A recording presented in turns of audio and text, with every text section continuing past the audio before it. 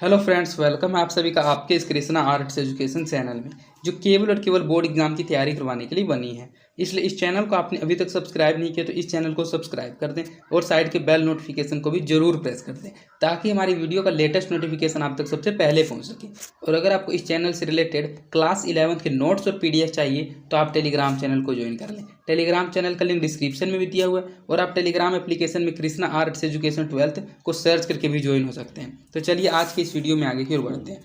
आज हम आपको क्लास 11 का हिंदी दिगंत भाग 1 के गद्य खंड का दूसरा पाठ कविता की परख का सब्जेक्टिव क्वेश्चन करवाने वाले हैं। अर्थात आज हम आपको कविता की परख पाठ का लघु उत्तरीय प्रश्नोत्तर पढ़ाने वाले हैं। और अगर आपको हिंदी दिगंत भाग 1 के क्लास 11 के किसी भी पाठ के सब्जेक्टिव या फिर ऑब्जेक्टिव क्वेश्चंस की वीडियो को देखना है तो आप डिस्क्रिप्शन में दिए गए लिंक कक्षा 11 हिंदी दिगंत वस्तुनिष्ठ प्रश्न उत्तर और लघु उत्तरीय प्रश्न उत्तर के प्लेलिस्ट में जाकर किसी भी पाठ के वस्तुनिष्ठ, ऑब्जेक्टिव, सब्जेक्टिव और संपूर्ण व्याख्या की वीडियो को देख सकते हैं। तो चलिए देर ना करते हुए कविता की परख पाठ का आपको लघु उत्तरीय प्रश्न उत्तर पढ़ाते हैं। तो हमने आपको बताया था कि आपके बुक में 2 टाइप के क्वेश्चन होते हैं, पाठ के साथ और पाठ के आसपास वाले। तो हम आपको पाठ के साथ वाले क्वेश्चंस करवाने वाले हैं। आपको करना क्या है, इस वीडियो में लास्ट तक बने हुए रहना है। मेरी सभी बातों को माइंड कंसंट्रेट करके समझते हुए चलना है। हमारा यही कोशिश रहेगा कि हम आपको इस वीडियो में ही सभी के सभी क्वेश्चंस याद करवा दें। अगर आपने इस पाठ की व्याख्या की वीडियो को नहीं देखा तो उसको भी एक बार जरूर देख लीजिएगा, क्योंकि अगर आप पाठ को अच्छे से समझे ही रहेगा तो आपको ऑब्जेक्टिव और सब्जेक्टिव क्वेश्चन और भी अधिक अच्छे से समझ में आएगा।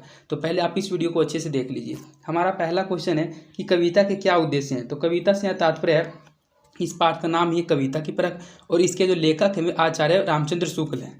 तो जो कविता है इसका क्या उद्देश्य होता है हमने पाठ में अच्छे से आपको समझा दिया था और उन्हीं सभी चीज़ों को क्वेश्चंस के माध्यम से पूछा जा रहा है। तो पाठ में जो आप पढ़ते हैं उसी को आप अपने लैंग्वेज के अनुसार भी क्वेश्चन आंसर में लिख सकते हैं। तो इसमें उत्तर दिया गया है, लेखक आचार्य रामचंद्र शुक्ल के अनुसार कविता का उद्देश्य पाठक के हृदय को प्रभावित करना होता है, जिससे उसके भीतर दया, प्रेम, करुणा, आनंद, आश्चर्य आदि मानवीय भावों का संचार होता है। जिस रचना में प्रभाव उत्पादकता न हो वह और चाहे कुछ भी हो कविता नहीं हो सकती।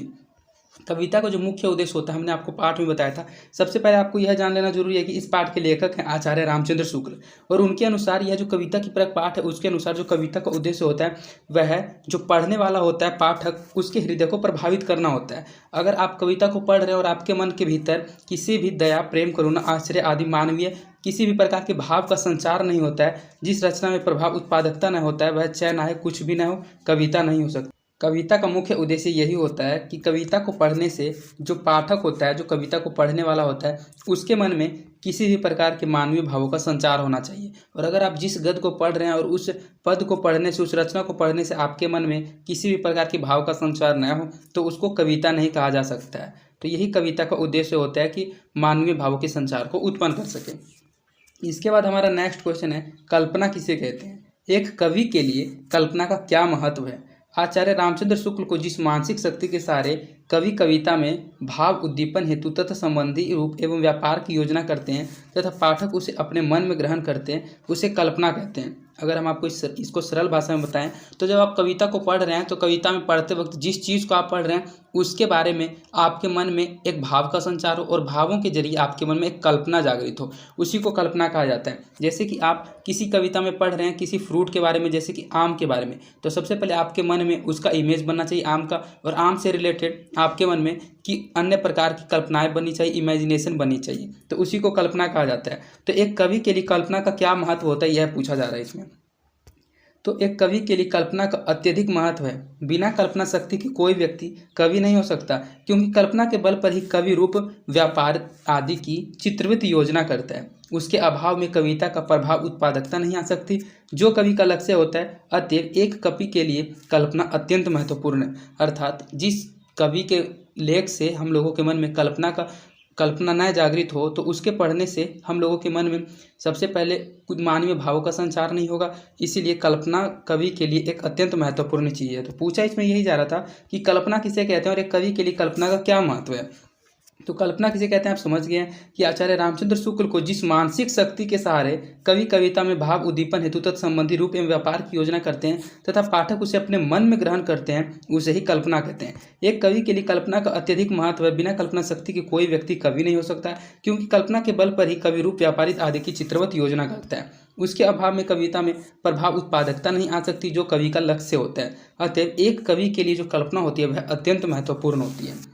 इसके बाद आपका नेक्स्ट क्वेश्चन है, उपमा क्या है? कविता में उपमा का प्रयोग क्यों किया जाता है? पाठ के आधार पर उत्तर दें। तो पाठ में हमने आपको उपमा के बारे में बहुत अच्छे से एक्सप्लेन किया था, इसमें भी आप समझ लीजिए कि उपमा होता क्या है। तो उपमा दो शब्दों के मेल से बना होता है, जिसका अर्थ होता है उप अर्थात समीप और मा अर्थात मापन। तात्पर्य यह है कि दो भिन्न पदार्थों में समानता दिखाना ही उपमा है। यह समानता गुण, रूप अर्थात प्रभाव के आधार पर दिखाई जाती है। जैसे उसका मुख चंद्रमा के समान सुंदर है, महाराणा प्रताप शेर की तरह वीर थे, इत्यादि। तो उपमा का मतलब होता है कि जैसे किसी व्यक्ति को वीर पराक्रमी दिखाना होता है तो उसको शेर के समान कहा जाता है, क्योंकि शेर आप जानते हैं कि वीर होता है, पराक्रमी होता है। तो जैसे कि इसमें बताया गया कि महाराणा प्रताप शेर की तरह वीर थे। अगर किसी का मुख बहुत अधिक सुंदर हो तो उसके मुख की कल्पना की जाती है, उपमा दी जाती है चंद्रमा के समान, कि उसका मुख चंद्रमा के समान सुंदर है। तो उपमा जो होता है वह दो शब्दों के मेल से बना होता है, जिसका अर्थ होता है उप का मतलब होता है समीप और मा अर्थात मापन। तात्पर्य है कि दो भिन्न पदार्थों में समानता दिखाना ही उपमा है। यह समानता रूप की समानता भी हो सकती है, गुण की समानता भी हो सकती है तथा प्रभाव के आधार पर भी दिखाई जा सकती है। जैसे उसका मुख चंद्रमा के समान सुंदर है, तो इसमें जो उपमा है चंद्रमा के समान है। महाराणा प्रताप शेर की तरह वीर थे, इत्यादि। तो इसमें जो उपमा है शेर की तरह है। काव्य शास्त्र में उपमा एक अर्थ अलंकार है, जो अलंकारों में शिरोरोल माना जाता है। कविता में उपमा का प्रयोग वर्ण्य विषय से संबंधित भावना को तीव्र करने के लिए किया। जैसे मुख के सौंदर्य की भावना उत्पन्न करने के लिए मुख के साथ एक अन्य शून्य पदार्थ चंद्रमा को भी रख देने से सौंदर्य की जो भावना होती है वह उद्दीपित, जागृत एवं अत्यधिक तीव्र हो जाती है। तो उपमा जो होती है, उपमा का उपयोग इसलिए किया जाता है, जैसे कि आप कविताओं को पढ़ते हैं तो कविताओं को पढ़ने से आपके मन में भाव का संचार होता है। तो उस भाव के संचार को तीव्रता रूप से संचारित करने के लिए ही कविताओं में उपमा का प्रयोग किया जाता है। तो उपमा क्या आप अच्छे से समझ गए होंगे, और उपमा का प्रयोग कविता में क्यों किया जाता है पाठ के आधार पर उत्तर दें। तो सबसे पहले आप समझ गए कि उपमा क्या है। उपमा दो शब्दों के मेल से बना हुआ एक शब्द होता है, जिसका अर्थ होता है समीप और मापन। तात्पर्य है कि दो भिन्न पदार्थों में जब समानता दिखानी होती है तो उसे उपमा कहते हैं। यह समानता रूप की समानता भी हो सकती है, गुण की समानता भी हो सकती है और प्रभाव के आधार पर भी दिखाई जा सकती है। जैसे उसका मुख चंद्रमा के समान है, महाराणा प्रताप शेर की तरह वीर, इत्यादि थे। ये सभी एग्जाम्पल बताया गया। और इसका प्रयोग करना क्यों जरूरी है ये बताया गया कि काव्य शास्त्र में उपमा एक अर्थ अलंकार है, जो अलंकारों में शिरोरल माना जाता है। कविता में उपमा का प्रयोग वर्ण्य विषय से संबंधित भावना को, जिस विषय के बारे में पढ़ रहे हैं उस विषय के भावों को तीव्र करने के लिए किया। जैसे मुख के सौंदर्य की भावना उत्पन्न करने के लिए मुख के साथ एक अन्य सुंदर पदार्थ चंद्रमा को रख देने से जो सौंदर्य की भावना होती है वह उद्दीपित, जागृत एवं अत्यधिक तीव्र हो जाती है। अगर आपको कहा जाए कि वह सुंदर है तो आप थोड़ा सा भाव संचारित होगा आपके मन में कि वह सुंदर है, लेकिन जब उसको चंद्रमा के समान कह दिया जाता है तो हमारी जो भावना होती है, जो मानवीय भाव होते हैं, वह अत्यधिक तीव्र रूप से अलंकृत हो जाते हैं। तो उसी को अत्यधिक तीव्र रूप से प्रेरित करने के लिए उपमाओं का प्रयोग किया जाता है कविताओं में। हमारा इसके बाद नेक्स्ट क्वेश्चन है, आंख के लिए मीन, खंजन और कमल की उपमाएं दी जाती है। इनमें क्या क्या समानताएं हैं? आपने पाठ में पढ़ा था कि उपमा में जो आंख, अगर किसी का आंख सुंदर हो तो उसके आंख के लिए मीन, खंजन और कमल जैसी उपमाएं दी जाती हैं। तो इन तीनों में क्या क्या समानताएं हैं वो आपसे पूछा जा रहा है। तो आंखों के लिए कवियों द्वारा प्राय मीन, खंजन और कमल की उपमाएं दी जाती है। इनमें परस्पर लघुता, सुंदरता, मोहकता, चंचलता, कोमलता, प्रभाव, उत्पादकता आदि की समानताएं हैं। तो इन तीनों में जो समानताएं हैं वे ये हैं, लघुता की, सुंदरता की, मोहकता की, चंचलता की, कोमलता की और प्रभाव उत्पादकता की। इसीलिए आंख के लिए मीन, खंजर और कमल की उपमाएं दी जाती है, क्योंकि इनमें समानताएं हैं, उपमाएं दी जाती है परस्पर। इसमें लघुता, सुंदरता, इन सभी चीज़ों इत्यादि की समानताएं हैं, इसीलिए आंख के लिए मीन, खंजर और कमल की उपमाएं दी जाती है। इसके बाद हमारा नेक्स्ट क्वेश्चन है, मानो ऊंट की पीठ पर घंटा रखा है। इस उक्ति के द्वारा लेखक को क्या कहना चाहा है? मतलब सबसे पहले ये एक प्रकार का व्याख्या जैसा क्वेश्चन हो गया। आपको एक पंक्ति दिया गया, यह पंक्ति किस पाठ का है आपको सबसे पहले ये बताना होगा। तो यह जो पंक्ति है पाठ में आपने पढ़ा था, मानो ऊंट की पीठ पर घंटा रखा। इस उक्ति के द्वारा जो लेखक हैं, जो आचार्य रामचंद्र शुक्ल हैं, वे इस पंक्ति के द्वारा हम लोगों को पाठ में क्या समझाना चाहते हैं। तो कविता की परख शीर्षक निबंध में काव्य मर्मज्ञ आचार्य शुक्ल ने कविता में उपमा नियोजन के औचित्य, महत्व तथा उसकी उपयुक्तता, अनुपयुक्तता पर बड़े सुविचारित रूप में प्रकाश डाला है। लेखक के मत अनुसार उपमा की सार्थकता वर्ण्य वस्तु के अनुरूप भावनाओं को तीव्र प्रदान करने में है। इसके लिए कवियों को आकार प्रकार की अपेक्षा प्रभाव साम्य पर अधिक ध्यान देना चाहिए। ऐसी उपमाएं जिनसे कवि अभिप्रेत भावनाएं उद्दीपित एवं तीव्र नहीं होती, उपेक्षणीय हैं। इसी संदर्भ में उन्होंने उठे हुए बादलों के ऊपर होते हुए चंद्रमा जैसे रमणीय दृश्य के लिए मानो ऊंट की पीठ पर घंटा रखा है जैसा अनुचित उपमा का उदाहरण देकर इसकी व्यर्थता बताई है। अतः कवि को इस प्रकार की केवल कौतूहल वर्धक उपमा योजना से बेचते हैं। वास्तव में भावनाओं की उत्पत्ति में सहायक उपयुक्त उपमा देनी चाहिए। तो इतना पढ़कर आपको चाहे कुछ समझ में आया हो या ना आया हो, अब हम आपको जो समझाएंगे वो आपको जरूर समझ आएगा। इस पंक्ति के द्वारा जो है पाठ के लेखक आचार्य रामचंद्र शुक्ल वे आपको ये समझाना चाहते हैं कि जैसे कि इससे पहले आपने पढ़ा कि कविता में उपमा का प्रयोग करना क्यों जरूरी है। उपमा का प्रयोग करने से जो हमारे मन में भाव संचारित होता है वह अत्यधिक तीव्रता के साथ संचारित होता है। तो इसमें बताया गया जैसे कि किसी के सुंदरता के बारे में बताना हो, किसी का जैसे कि चेहरा सुंदर है तो बताया जाता है कि उसका जो मुख है वह चंद्रमा की समान सुंदर है। तो वही बताया गया कि उपमा का उपयोग अगर सही किया जाए तभी वह हमारे मन में अत्यधिक भावों को संचारित करेगा। लेकिन अगर इसका जो प्रयोग है वह इस तरह कर दिया जाए कि मानो ऊंट की तरह पीठ पर घंटा रखा है, तो इस प्रकार की जो उपमा है ये एक प्रकार की उपमा ही है। तो ऐसी उपमा देने से जो भावना होती है हमारे मन में, जो मानवीय संचार की भावना होती है वह तीव्र नहीं होती है बल्कि और अधिक कम हो जाती है। इसी संदर्भ में उन्होंने उठे हुए बादलों के ऊपर होते हुए चंद्रमा जैसे रमणीय दृश्य के लिए मानो ऊंट की पीठ पर घंटा रखा है जैसा एक अनुचित उपमा का उदाहरण देकर इसकी व्यर्थता बताई है।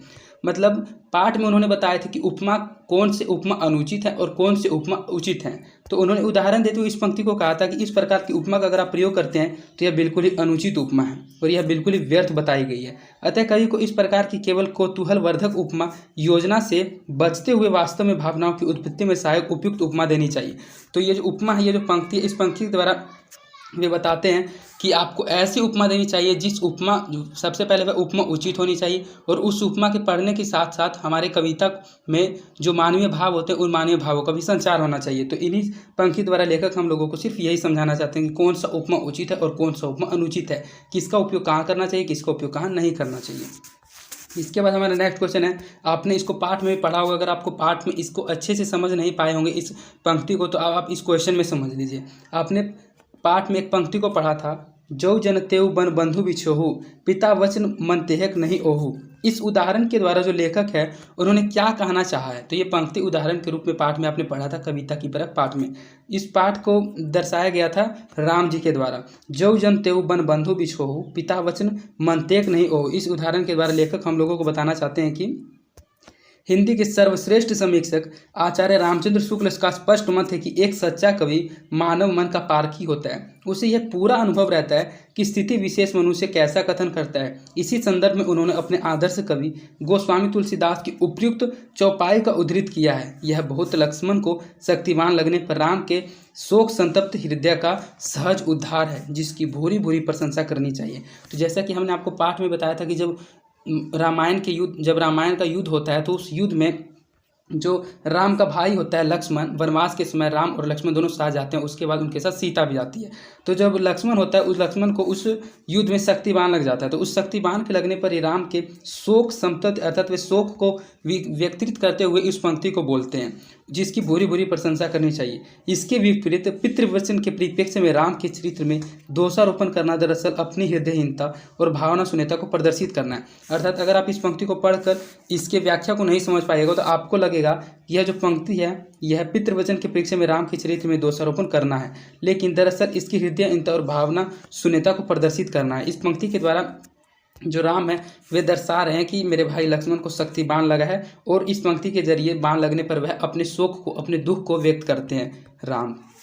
तो इस पंक्ति के द्वारा आप समझ गए होंगे कि इस पंक्ति के द्वारा लेखक हम लोगों को पाठ में क्या समझाना चाहते हैं। इसके बाद आपका नेक्स्ट क्वेश्चन है, वाणी के द्वारा मनुष्य के हृदय के भावों की पूर्ण रूप से व्यंजना हो जाती है, इस कथन का आज से स्पष्ट करें। अर्थात जो वाणी होती है, जो बोली होती है, उसके द्वारा मनुष्य की हृदय के दिल के भावों की पूर्ण व्यंजना हो जाती है। तो उसकी व्यंजना का यह जो कथन, इस कथन का आज से स्पष्ट करें। इस कथन के द्वारा लेखक हम लोगों को क्या बताना चाहते हैं, इस कथन से हम लोगों को क्या समझना चाहिए। तो उपयुक्त कथन हमारे हिंदी की पाठ्य पुस्तक दिगंत भाग 1 में संकलित कविता की परख नामक पाठ से लिया गया है। इसके लेखक हिंदी के महान विद्वान आचार्य रामचंद्र शुक्ल हैं। ऐसा क्वेश्चन आपके एग्जाम में 5 नंबर का पूछा जाएगा। एक पंक्ति आपके क्वेश्चन में दे दिया जाएगा और पंक्ति के जरिए आपको कहा जाएगा इसका आशय स्पष्ट करें या फिर इसकी व्याख्या करें। तो सबसे पहले आपको ये पहचानना होगा यह जो पंक्ति है किस पाठ की है, उस पाठ के लेखक कौन है, वह पाठ जो है वह निबंध है, कहानी है, क्या है, किस प्रकार की विधा है। तो इस पंक्ति का, इस टाइप के क्वेश्चन का उत्तर देने के लिए सबसे पहले आपको इतना लिखना बहुत ज़्यादा जरूरी है। 5 नंबर में से 2 नंबर इसी से कन्फर्म हो जाता है, इसलिए आप इतना जरूर लिखिएगा कि प्रस्तुत कथन या फिर उपयुक्त कथन। प्रस्तुत कथन हमारी हिंदी की पाठ्य पुस्तक दिगंत भाग 1 में संकलित कविता की परख शीर्षक निबंध से लिया गया, अर्थात शीर्षक निबंध से उद्धृत है। इसके लेखक हिंदी के महान कवि, महान विद्वान आचार्य रामचंद्र शुक्ल हैं। लेखक ने उपयुक्त कथन के आशय से कहना चाहते हैं कि वाणी ही वह साधन है जिसके माध्यम से मनुष्य अपने हृदयगत भावों को पूर्ण रूपेण व्यक्त करता है। वास्तव में वाणी की शक्ति की ओर अपने दो पैरों पर खड़ा होने के कारण ही मनुष्य अन्य प्राणियों से भिन्न और विशिष्ट है। जिन भावों अथवा विचारों की अभिव्यक्ति में अन्य साधन यथा संकेत, आंगिक भाषा आदि असमर्थ रहते हैं, वे भी वाणी के माध्यम से सहजता पूर्वक पूरी स्पष्टता के साथ व्यक्त हो जाते हैं। कदाचित इसी के कविगण अपनी कविताओं में प्रत्यक्ष कथन के अतिरिक्त पात्र कथन का प्रयोग करते हैं। इस रूप में पात्र विशेष के हृदयगत भावों अथवा विचारों के प्रकटीकरण में पूर्णता और स्पष्टता आ जाती है। इस पंक्ति के द्वारा हम लोगों को जो लेखक हमें बताना चाहते हैं कि मनुष्य अपने दिल की बात को, अपने हृदय पूर्ण भाव को सिर्फ और सिर्फ वाणी के माध्यम से व्यक्त कर सकता है। अगर हम लोगों में बोलने की क्षमता न होती तो हम लोग अपने हृदय के भाव को पूर्ण रूप से व्यक्त न कर पाते, अर्थात दूसरे को समझा नहीं पाते कि हमारे हृदय में क्या चल रहा है। वास्तव में जो वाणी की शक्ति होती है वह अपने दो पैरों पर खड़ा होने के कारण ही मनुष्य अन्य प्राणियों से भिन्न और विशिष्ट है। जैसे कि आप जानते हैं कि जो मनुष्य होता है वह दो पैरों पर खड़ा हुआ एक प्राणी है, जिस कारण वह पूरे विश्व में अन्य सभी जीवों से भिन्न प्रतीत होता है, अन्य सभी जीवों से भिन्न दिखाई देता है। और उसके साथ साथ मनुष्य में एक ऐसी शक्ति होती है वाणी की शक्ति, जिसकी शक्ति से वह अपने हृदयपूर्ण भावों को पूर्ण रूप से व्यक्त करता है। यथा संकट जो आंगिक भाषा होती है ये सभी के सभी असमर्थ रहते हैं, वे भी वाणी के माध्यम से सहजतापूर्वक पूरी स्पष्टता के साथ व्यक्त हो जाते हैं। अगर आप अपनी पूरी सहजतापूर्वक अपनी सभी बातों को स्पष्टता के साथ व्यक्त करना चाहते हैं तो आपके पास वाणी का होना बहुत जरूरी है, अर्थात आपके पास बोली का होना बहुत जरूरी है। इसी कारण जो कविगण है वे अपनी कविताओं में प्रत्यक्ष कथन के अतिरिक्त पात्र कथन का भी प्रयोग करते हैं। इस रूप में पात्र विशेष के हृदयगत भाव अथवा विचारों के प्रकार पर्टिकुलर में पूर्णता और स्पष्टता आ जाती है। अब इस लाइन के जरिए आपको ये समझना है कि जो लेखक होते हैं, जो कवि होते हैं, वे अपने कविताओं में स्वयं ही सब बातों को नहीं बता देते हैं, वे कवि में एक पात्र को रखते हैं। पात्र का मतलब है जैसे कि आपने एक कहानी पढ़ा था पूस की रात, इसी हिंदी दिग्गज भाग एक का पहला कहानी था पूस की रात। अगर आपने उस व्याख्या की वीडियो को नहीं देखा तो आप उसके वीडियो को एक बार जरूर देख लीजिएगा, बहुत अधिक इंटरेस्टिंग कहानी है। तो पूस की रात कहानी में अगर लेखक सब चीज़ बताना चाहते हैं तो उसके लिए कुछ पात्रों को प्रदर्शित करना जरूरी होता है। जैसे कि उस पाठ के जो पूस की रात पाठ का मुख्य पात्र था वह था हल्कू, उसका एक कुत्ता था जबरा और उसकी पत्नी थी मुन्नी। तो वही बताया जा रहा है कि किसी पात्र विशेष के हृदयगत भाव अथवा विचारों के प्रकटीकरण में पूर्णता और स्पष्टता आ जाती है। अगर आप किसी चीज़ को अच्छे से समझाना चाहते हैं तो आपको उसमें किसी पात्र को डालना पड़ेगा, उस पात्र के द्वारा ही आप सभी अपने भावों को प्रकट कर सकते हैं। उसी के साथ साथ ये जो वाणी के द्वारा मनुष्य के हृदय और भावों की पूर्ण रूप से व्यंजना हो जाती है, इस कथन का आशय हम आपको समझा दिए। आपके पार्ट के साथ वाले क्वेश्चन में 7 क्वेश्चन ही थे, सातों के सातों क्वेश्चन को मैंने बिल्कुल अच्छी तरह से एक्सप्लेन कर दिया। हम आशा करते हैं कि आपको ये सभी के सभी क्वेश्चन समझ आ गए होंगे, और अगर आपको ये क्वेश्चंस नहीं समझ आए तो आप इसके पीडीएफ को एक बार जरूर पढ़ लीजिएगा और इस वीडियो को एक बार स्पीडली फिर से देख लीजिएगा। इसका पीडीएफ आपको टेलीग्राम चैनल पर मिल जाएगा, डिस्क्रिप्शन में दिए गए लिंक पर क्लिक करके आप हमारे टेलीग्राम चैनल में ज्वाइन हो जाइए। टेलीग्राम चैनल पर आपको क्लासेस के अपडेट और इस चैनल से रिलेटेड सभी नोट्स और पीडीएफ मिलती रहेंगी। और अगर आपको हमारी वीडियोस पसंद आई है तो आप हमारी वीडियोस को अपने दोस्तों के बीच भी ज़्यादा से ज़्यादा शेयर कीजिएगा। हमारे पास क्लास 11 के स्टूडेंट बहुत कम है, और अगर आप अपने दोस्तों के बीच मेरी वीडियोस को ज़्यादा से ज़्यादा शेयर करेंगे तो मेरे पास क्लास 11 के भी स्टूडेंट्स आ जाएंगे, जिससे मैं आपके लिए तत्परता के साथ वीडियोस बनाता रहूँगा। और अगर आपको ये चैनल सब्सक्राइब नहीं किया तो आप इस चैनल को भी एक बार जरूर सब्सक्राइब कर दें और साइड के बेल नोटिफिकेशन को प्रेस कर दें। और अगर आपने सब्सक्राइब कर रखा है तो इस वीडियो को भी लाइक कर दें। तो आज के लिए इतना ही, धन्यवाद। मिलते हैं आपसे किसी अन्य इंपॉर्टेंट वीडियो में।